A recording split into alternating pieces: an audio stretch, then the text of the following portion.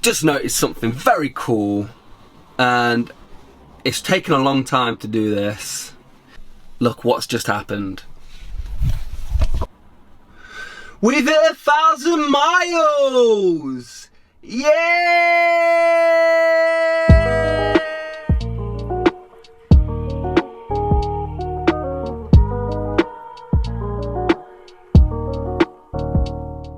Hey, what's going on, guys? It's Jordan from Just Tesla, and today we're going to be doing the 1,000 mile review on my Tesla Model 3 Standard Range Plus. Let's just jump right into it. So if you can do me a massive favor and hit that like button, if we could try and reach 50 likes, I'd be super happy. I don't think I've ever hit 50 likes before. I don't know if that's too much likes, but yeah, if we could try and hit 50 likes, I'd be super happy. Thank you very much. Here is my 1,000 mile review of the Tesla Model 3 Standard Range Plus, the vehicle and the ownership of the car. Is the car as good as I had hoped it would be, or has the Tesla hype worn off already? Okay, first things first, what is the car like to drive? It's so hard to explain this, and if you're going from like a diesel or a petrol car, it's almost like magic. Because of the torque, because of the electricity, and how fast it is, and how quiet it is. It's like nothing you've ever experienced before. I would put it like this. So I've driven quite a few Teslas now, and all of them feel like you've got a superpower. And that's hard to believe and hard to explain, but it does. It feels like you've got a superpower. It feels almost like you're flying. And it's hard to explain. It's amazing. It's like so refreshing. You would never experienced anything like it before. So, I mean, this is my only way I can sort of explain it to you of how it feels. This is how it makes me feel to drive the Tesla. Do you remember when you bought your first car? When you got your first car, when you were 17 years old, you passed your driving test, you got your first car. Do you remember the excitement of getting in the car and driving anywhere, to your nan's, to the shops? Any excuse you could do, you'd drive somewhere because you just wanted to be in the car driving. I have that still with the Model 3. I have that after 1,000 miles. It's not worn off. It feels just as good as the first day I've driven it to now. My eyes light up and I think it's magic. And I've driven the Model X and the Performance Model S and you still get the same feeling from the Standard Range Plus, honestly. It's more the torque and the silence that gives you that amazing feeling, almost teleportation. But anyway, yeah, it's not worn off yet and it's amazing. Next to mention is getting in the car. What does it feel like? So you open the door, you get in, and it's like a breath of fresh air. It's so hard to explain again, but it's just not like anything you've experienced before. There's no buttons, it's not clogged up, it's so open, it's a breath of fresh air. There's so much light pouring into the car. It's so simplistic and feng shui and honestly, I am so excited to just get in the car every morning and sit in the car. It's so beautiful and lovely, and it's just a breath of fresh air. I absolutely love it. Can't recommend it enough. And it's one of them things you just have to experience. You have to go from sitting in your BMW, your Mercedes, your Skoda, whatever it is, and sit in the Model 3 and just experience it. It might be a bit bare at first, but once you start to realize, like, it's just like a breath of fresh air. I can't explain it, but yeah. I love it, and that's not worn off either. So, other people's views on the car. People love the car. They loved the car, and they still love it. It's not wore off for anybody. My girlfriend loves it. My son loves it. My brothers love it. Because of the lockdown, obviously, I've only been able to drive around a couple people. My brothers are not them, and they miss driving in the car. They have to walk to work now. They miss driving in the car. Who gets to drive in the car is my son, Jude, and he just loves it. It's like the highlight of his day. If we have to go to the shops, he has a grin from ear to ear. We have the window cracked down a little bit and he just out the window. And it's like, it is that feeling of flying almost because it's so quiet. And because it's so quiet, after around 10, 15 minutes of excitement, he settles down and goes to sleep. So I love driving him in it as well because it keeps him quiet. But yeah, just people love it. People love the car.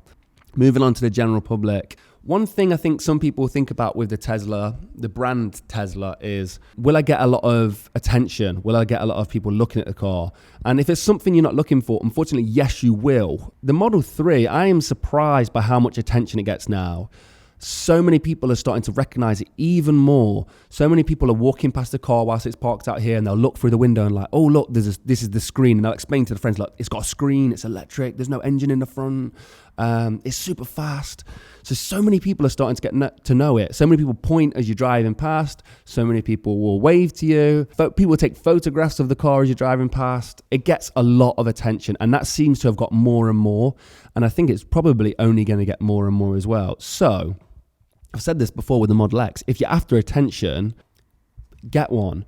If you're not after attention, one thing I would say, because I didn't really want loads of people looking at me whilst I was driving, one thing I would say is you do get used to it. It's not like you have to interact with people. I know that sounds a bit of like I'm a recluse, because I am a recluse. You don't have to interact with people. So if someone's pointing and waving at your car, you can just carry on driving like normal, or you can wave back. I do notice the Model 3 owners waving at each of us, so I'll give them a wave if they do wave. But yeah, you do get a lot of attention. A lot of people look, a lot of people take photos. They love the car. And yeah, that's only good news for Tesla. It's only good news for the planet if people start adopting them. I mean, look at the car. God damn. So whilst we're talking about the exterior of the car, just look at it. I mean, come on. Come on. So I will say this. When I first thought about buying the Model 3, one thing I didn't like was the front end of the Model 3, because I was so into the Model S front end. This thing in real life looks so much better than the photos. It's quite hard to capture in photos. Now you can, I have done, but it looks better in real life. And if you get a chance to see a Model 3 or test drive a Model 3, it just looks so much, the front end looks beautiful in real life. It looks nice on photos, but I wasn't digging it the first time. Now I love it. I like the look of the car in photos, but I just love it in person. So the car over 1,000 miles just gets better and better and better for me. Look, I mean, come on, look at that car. One thing I'd like to mention as well is the aero wheels.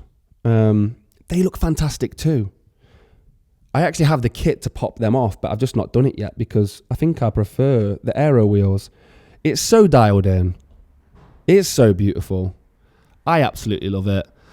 So yeah, the looks have got better over time and have not wore off on me. So charging. This is one of the biggest ones I wanted to get across, and I really hope I get this across in my videos. So I went from a diesel car, and obviously you guys who are going from petrol or diesel cars to an EV or thinking about it, one of your biggest apprehensions is charging the car, because it's not the same as a petrol station. So I always used to think, if I want to go to Birmingham, I'm going to need to put the car on charge, blah, blah, blah. So this car charges 50 miles per hour outside this building. That's where I charge it, outside the studio, 50 miles per hour. And even back before the studio, I knew it could do 50 miles per hour of charge at the studio when I was thinking about buying the car. And even then I used to think, if I wanted to travel to London, I'd have to plug it in for 4 hours to get there and back. That's a bit of a hassle, innit? If I was wanting to get diesel, I'd just pump it full of diesel and get gone. That's not how it works. It's not how it works. So I have never, ever, ever had a problem with charging this car. So every morning I get here to work, I plug it in, I'm done. This car, because of my style of driving, has always got 70 to 80% of its battery. I never worry about it running out, ever. It's hard to explain, but it's actually the opposite of what you thought. So you think electric cars, probably a little bit of a hassle, but it was worth it. No, it's not a hassle. In fact, I cannot imagine, and I get sick of the feeling of having to go into a petrol station, queue up, put the diesel in, get diesel all over my hand, go inside, give the chap 50 quid, and then get back in my car. That is hassle. That's what you call hassle. This, get to work in the morning, grab my charger, plug it in, get cracking with my work. When I drive home at night, I unplug it and drive away.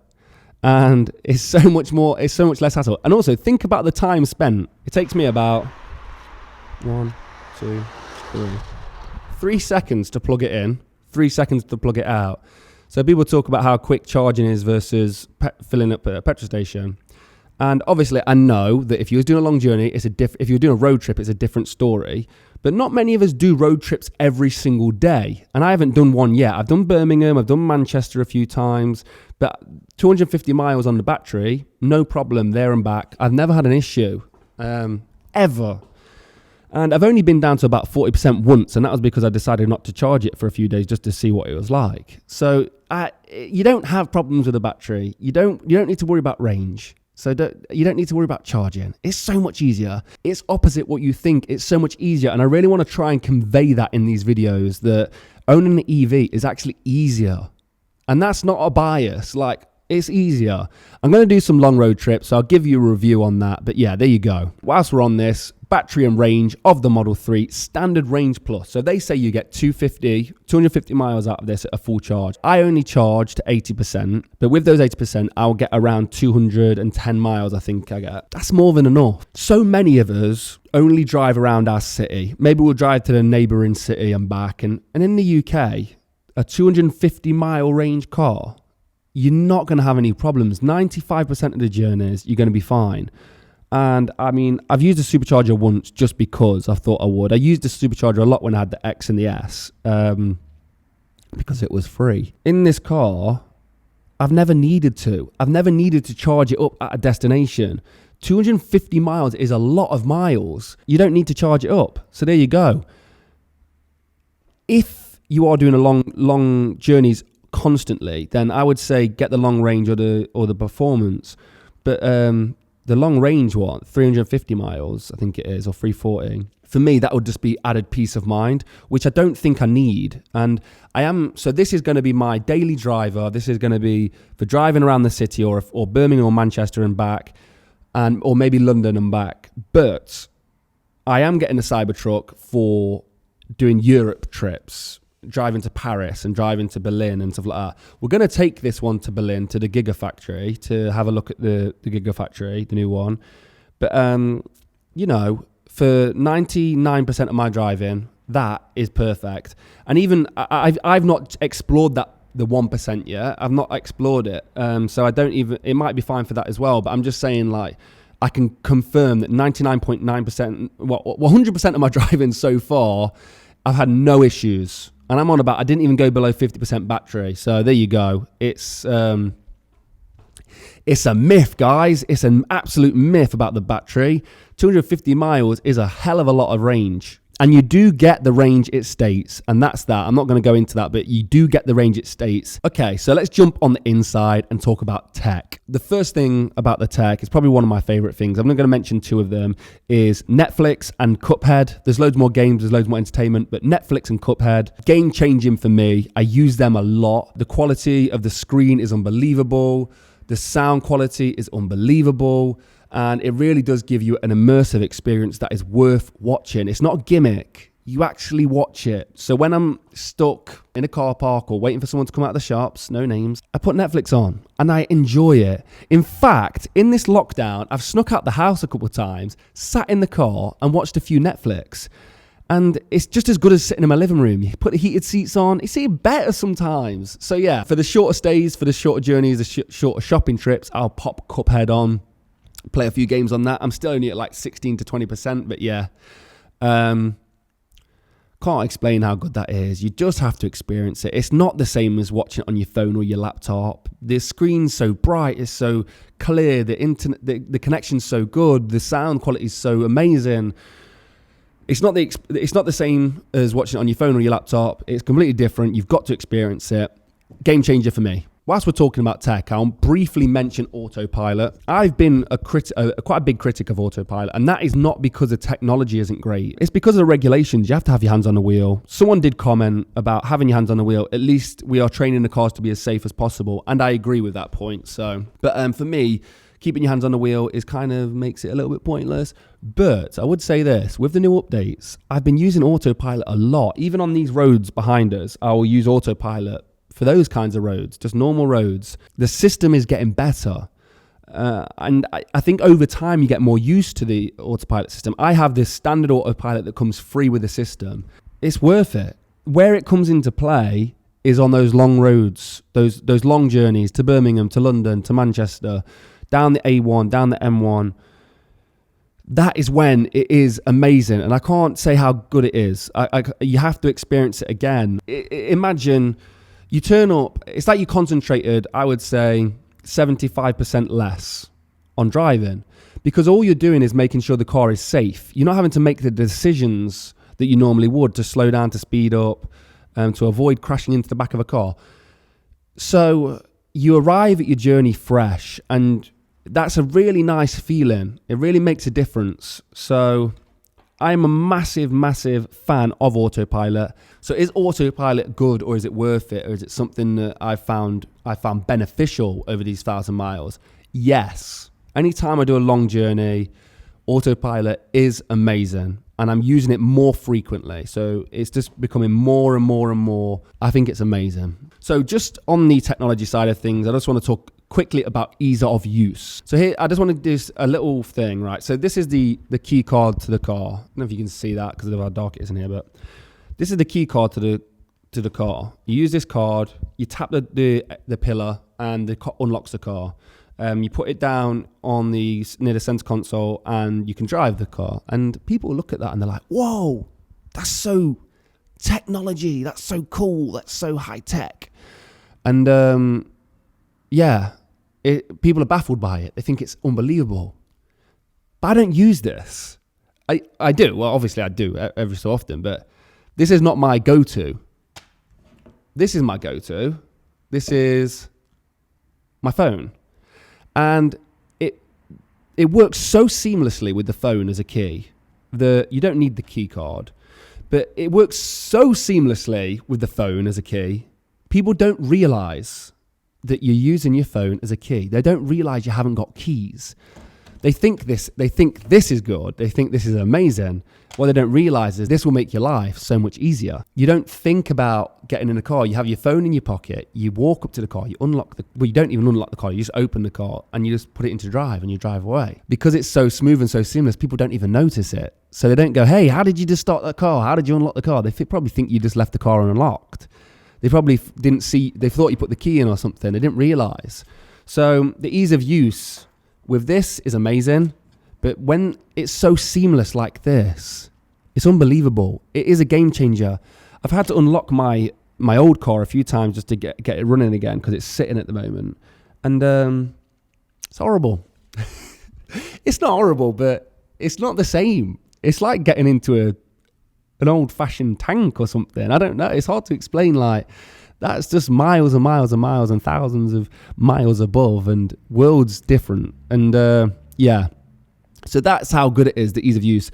And then just talking of ease of use is like Bluetooth connectivity, Wi-Fi connectivity, all them kind of things. When you get in a car, usually the Bluetooth is fiddly. You have problems with it. The Wi-Fi, if you need to connect to Wi-Fi, you have to connect each time. That car has never ever forgot my Bluetooth. It's never forgot the Wi-Fi. It connects automatically. I don't even have to think about it. It's dialed in, and the tech side of the car is dialed in. It's doing a good job, and it's seamless. It's like Amazon delivery, Amazon Prime delivery. You know, when it works seamless, it's so good. That's the car. So this is the biggest question is, am I happy with my purchase? Do I regret making the purchase, or am I happy with the purchase? If you know my journey, you know it's not been the smoothest of journeys with the car. So am I happy with the car? Yes, I am. I would not change a thing. It's the best car I've ever owned, by far. It's the best car I've ever driven, by far. It's the best car I've ever been driven in, by far. And the problem is, no car will ever come close to me now unless it's an electric and it's got all the technology as good as the Model 3, if not better. It's not going to come close. So the Tesla effect is it's in full effect, because I won't be switching car brands until someone comes out with something better. I won't be switching car brands. I know I'm called Just Tesla, but I will be test driving other EVs. So I'll let you know if it's just the EV effect or is it the Tesla effect. But I'm so happy. Now look, is there issues with the car, or should I say issues with the ownership of the car? It's not been perfect. So, and that's this review was on the car. I'm going to do maybe an ownership thing about, maybe I'll do everything wrong with the Model 3 ownership or whatever in one of the next videos. So I will cover it. But this is my review of the car itself. And the car itself, unbelievable. And if you're looking at buying one of these cars, congratulations, because honestly, you will not regret it. And even with, I think I've been unlucky with my ownership of the car, with some of the things. And even with that, I feel so blessed, and I feel so, it's probably the best purchase I've ever made. That's probably one of the best ways to put it. It's up there with the best purchases I've ever made, because it makes me feel happy every single time I get in the car. It's a breath of fresh air. And I share that with my family and my kid, and he loves the car, and it brings a smile on his face. So I'm super happy with it. Anyway, thanks for tuning in. As always, I do really appreciate the support. Thanks a lot, guys. You're the best. As always, see you on the next one. Real.